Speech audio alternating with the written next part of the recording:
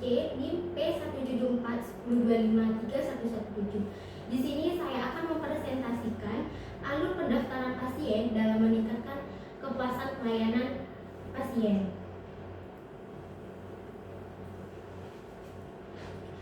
Yang pertama yaitu apa itu pendaftaran pasien.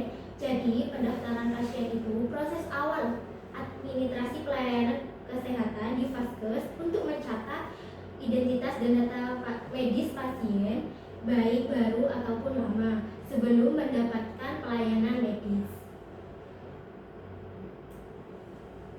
Lalu tujuan dari alur pendaftaran yaitu identifikasi. Yang pertama, identifikasi pasien yang akurat. Jadi petugas memastikan bahwa data pasien seperti nama, tanggal lahir, dan alamat sesuai dengan identitas yang asli.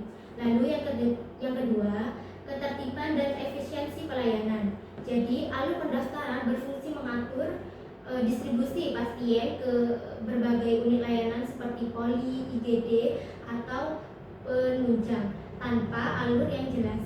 Akan tetapi terjadi penumpukan pasien di satu titik yang mengakibatkan waktu tunggu menjadi sangat lama dan menurunkan kepuasan pasien.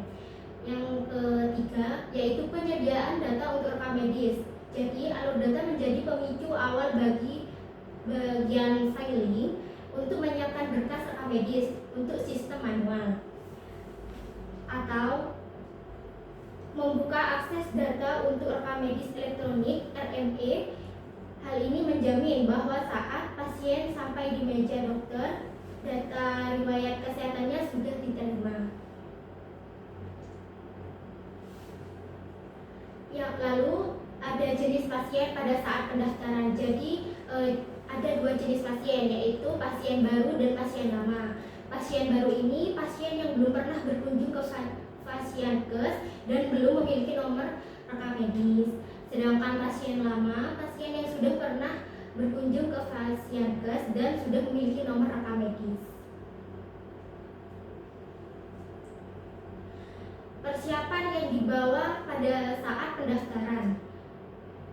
Pada pasien baru diperlukan data diri lengkap seperti KTP atau KK untuk pendaftaran pertama kali. Untuk pasien lama, pendaftaran hanya memerlukan kartu pasien atau KTP untuk pengecekan data sistem.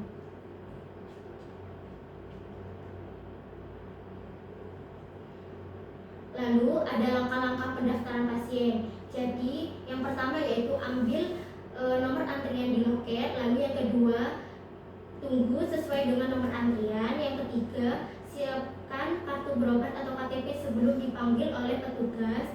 Yang keempat, serahkan dokumen yang sudah disiapkan kepada petugas.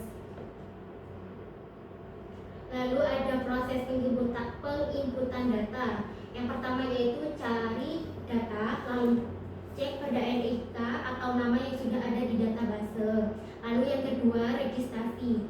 Registrasi ini input data baru jika pasien baru dan update data jika sudah ada perubahan. Lalu yang ketiga yaitu input kunjungan, yaitu pilih poli, tujuan, dan dokter yang ingin bertugas. Yang terakhir yaitu ada cetak dokumen, di mana sistem mengeluarkan kartu identitas berobat, KIB, nomor antrian poli atau tracker untuk pengambilan berkas rekam medis fisik. Jika masih belum paham, jangan sungkan untuk bertanya agar proses pendaftaran bisa diproses tanpa hambatan.